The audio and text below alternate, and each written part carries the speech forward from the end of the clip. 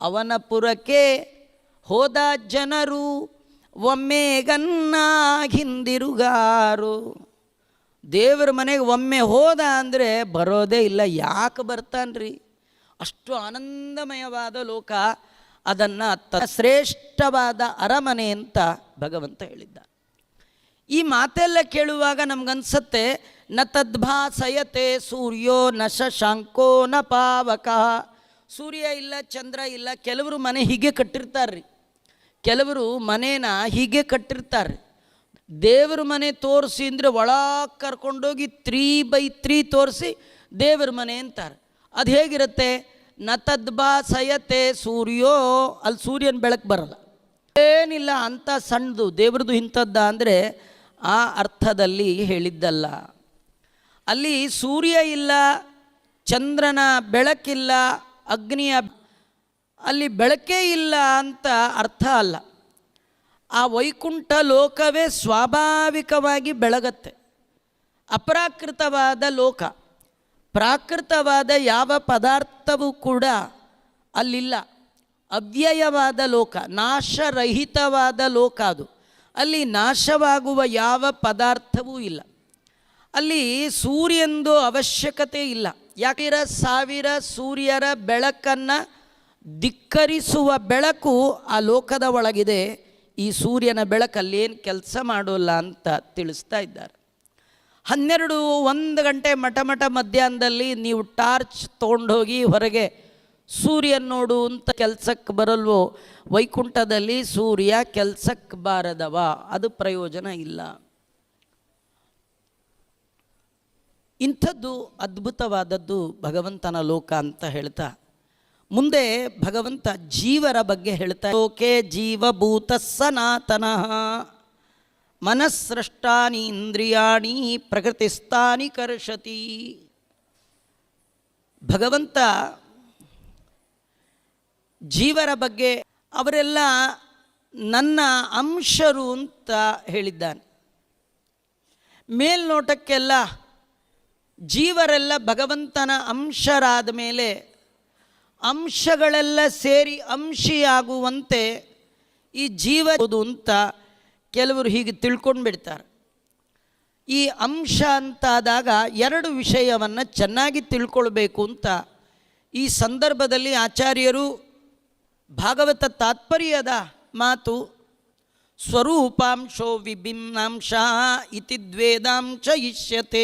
ಅಂಶ ಅಂತ ಬಂದರೆ ಭಾಗವತದಲ್ಲಿ ಅಂಶೇನಾವತೀರ್ಣಸ್ಯ ವಿಷ್ಣೋರ್ವೀರ್ಯಾಣಿ ಶಂಸನಃ ದಶಮಸ್ಕಂದದಲ್ಲಿ ಬರುವಂತಹ ಮಾತು. ವಸುದೇವ ದೇವಕಿಯರೆಲ್ಲ ಮನೆಯಲ್ಲಿ ಭಗತರಿಸಿ ಕೃಷ್ಣನಾಗಿ ಬಂದಿದ್ದಾನಲ್ಲ, ಅವನ ಕತೆ ಹೇಳಿ ಅಂತ ಅಲ್ಲಿ ಅಂಶ ಅನ್ನುವ ಶಬ್ದ ಅಲ್ಲೂ ಇದೆ. ಅನೇಕ ಕಡೆಗಳಲ್ಲಿ ಅಂಶ ಅನ್ನುವ ಶಬ್ದ ಬಂದರೆ 2 ಅಂಶಗಳನ್ನು ನಾವು ಚೆನ್ನಾಗಿ ತಿಳ್ಕೊಳ್ಬೇಕು. ದೇವರಲ್ಲಿ ಸ್ವರೂಪಾಂಶ ವಿಭಿನ್ನ ಅಂಶ ಅಂತ 2 ಅಂಶಗಳು. ಪೈಸಾ ಭಿನ್ನವಾದ ಅಂಶ ಆದರೆ ₹1 ಪಕ್ಕ ₹1 ಇಟ್ಟರೆ ಅದು ಸ್ವರೂಪಾಂಶ. ₹1ಗೆ ₹1 ಸ್ವರೂಪಾಂಶ ಆದರೆ ಪೈಸೆ ಅದು ಭಿನ್ನಾಂಶ. 10 ಪೈಸೆಗಳು 10 ಸೇರಿದರೂ ಮೊದಲ ₹1 ಆಗಲ್ಲ, ಯಾಕಂದರೆ ₹6 ಅಲ್ಲೇ ಇದೆ, ಅದರಂತೆ ಆಗಬಹುದು.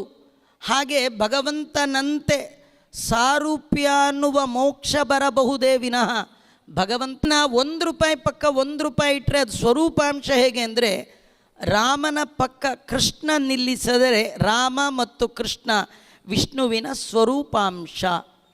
ಸ್ವರೂಪಗಳೆಲ್ಲ ಒಂದೇ, ಭಿನ್ನಾಂಶರಲ್ಲಿ ಮಾತ್ರ ವ್ಯತ್ಯಾಸ ಇರ್ತಕ್ಕಂಥದ್ದು. ಕೃಷ್ಣ ಇಲ್ಲಿ ಮಮೈವಾಂಶೋ ಅಂತ ಹೇಳಿದರೆ ಇದು ಭಿನ್ನಾಂಶ. ಭಗವಂತನ ಸಾದೃಶ್ಯ ಇದೆ, ಭಗವಂತನಿಗೆ ಸಾವಿಲ್ಲ, ಹುಟ್ಟಿಲ್ಲ. ಹಾಗೆ ಜೀವ ಸ್ವರೂಪಕ್ಕೆ ಸಾವಿಲ್ಲ, ಹುಟ್ಟಿಲ್ಲ.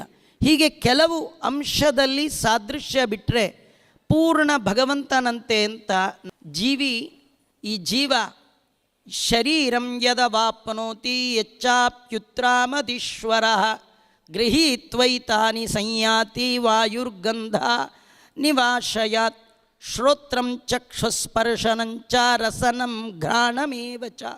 ಅಧಿಷ್ಠಾಯ ಮನಶ್ಚಾಯಂ ವಿಷಯಾನುಪಸೇವತೆ. ಜೀವ, ಭಿನ್ನಾಂಶನಾದ ಈ ಜೀವ ಶರೀರ ಪಡೆದಾಗ, ಶರೀರ ಬಿಟ್ಟಾಗ ಭಗವಂತ ಸ್ವರೂಪದ ಇಂದ್ರಿಯಗಳ ಸಮೇತ ದೇಹದಿಂದ ಹೊರಗೆ ಹೋಗ್ತಾನೆ. ಗಾಳಿ ಹೋಗುವಾಗ ಹೂವಿನ ಒಳಗಿರುವ ಪರಿಮಳವನ್ನು ಹೇಗೆ ದೇಹದ ಒಳಗಿರುವ ಭಗವಂತ ಈ ಜೀವ ದೇಹತ್ಯಾಗ ಮಾಡುವಾಗ ಸ್ವರೂಪ ಇಂದ್ರಿಯಗಳಿಂದ ಮಾಡಿದ ಸಾಧನೆಗಳನ್ನು ಎಲ್ಲವನ್ನು ತೆಗೆದುಕೊಂಡು ಹೋಗ್ತಾನೆ. ಬಾಹ್ಯೇಂದ್ರಿಯಗಳಲ್ಲಿ ಮನಸ್ಸಿನಲ್ಲಿ ಇದ್ದು ಅವನೇ ವಿಷಯಗಳನ್ನು ಕೂಡ ಸಾರಭೋಕ್ತನಾಗಿದ್ದಾನೆ. ನೀವು ಯಾವುದೇ ಮನಶ್ಚಾಯಂ, ಮನಸ್ಸೇ ಮೊದಲಾದ ಎಲ್ಲ ಇಂದ್ರಿಯಗಳನ್ನು ಅಧಿಷ್ಠಾನ ಮಾಡಿಕೊಂಡು ಮನಸ್ಸಿನಲ್ಲಿ ಭಗವಂತ ಇದ್ದಾನೆ. ಮನದೊಳಗೆ ತಾನಿಪ್ಪ ಮನವೆಂದೆನಿಸಿಕೊಂಬ, ಕಣ್ಣೊಳಗಿದ್ದಾನೆ, ಕಿವಿ ಒಳಗಿದ್ದಾನೆ, ಎಲ್ಲದರ ಒಳಗಿದ್ದಾನೆ. ಯಾವ ಶಬ್ದ ಸ್ಪರ್ಶ ರೂಪ ರಸಗಂಧಾದಿಗಳನ್ನು ಸ್ವೀಕಾರ ಮಾಡುತ್ತೋ ಅದರ ಒಳಗಿನ ಸಾರ ಅಂದರೆ ಅದರ ಒಳಗೆ ತನ್ನದೇ ಆದ ರೂಪ ಇದೆ. ಅದನ್ನು ಭಗವಂತ ತನ್ನಲ್ಲಿ ತಾನು ಲೀನ ಮಾಡಿಕೊಳ್ತಾನೆ. ಭಗವಂತ ಹೀಗೆ ತಾನು ಸ್ವೀಕಾರ ಮಾಡ್ತಾನೆ.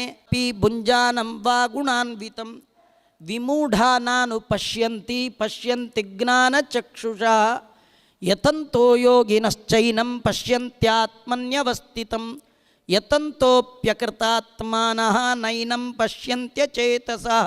ಒಳಗಿದ್ದಾನೆ, ಎಲ್ಲದರ ಒಳಗಿದ್ದಾನೆ, ಇದ್ದಾನೆ ಅಂತೀರಿ, ಎಲ್ಲಿ ಕಾಣಲ್ವಲ್ಲ ಅವನು. ಇರೋನು ಎಲ್ಲ ಕಡೆ ಕಾಣದಿದ್ದರೆ ಬೇಡ, ಯಾವುದಾದ್ರೂ ಒಂದು ಕಡೆನಾರು ಕಾಣಬೇಕಾ ಬೇಡ?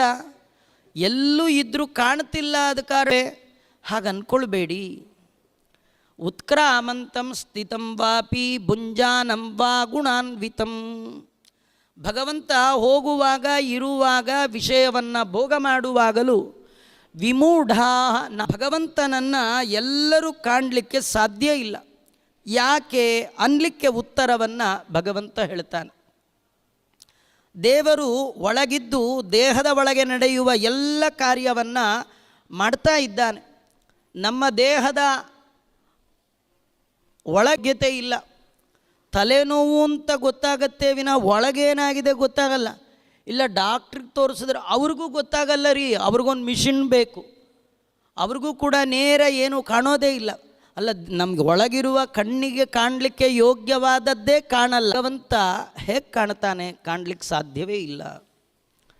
ಹಾಗೆ ಭಗವಂತನ ನೋಡಬೇಕಾದ್ರೆ ಅದು ದಿವ್ಯವಾದ ಜ್ಞಾನದೃಷ್ಟಿ ಬೇಕು. ಒಳಗಿರುವ ದೇವರನ್ನು ಜ್ಞಾನಿಗಳು ನೋಡಬಲ್ಲರೆ ವಿನಃ ಯಾರು ಅಧ್ಯಯನ ಮಾಡಿಲ್ಲ, ವಿಹಿತ ವೃತ್ತಿಯೇ ತನ್ನ ಯೋಗ್ಯತೆಗನುಗುಣವಾದ ಕರ್ಮವನ್ನು ಮಾಡಲಿಲ್ಲ, ಅವನು ಎಂದೂ ಕೂಡ ಒಳಗಿರುವ ಭಗವಂತನನ್ನು ಅರಿಯಲಾರ, ತಿಳ್ಕೊಳ್ಳಿಕ್ಕೆ ಸಾಧ್ಯ ಇಲ್ಲ.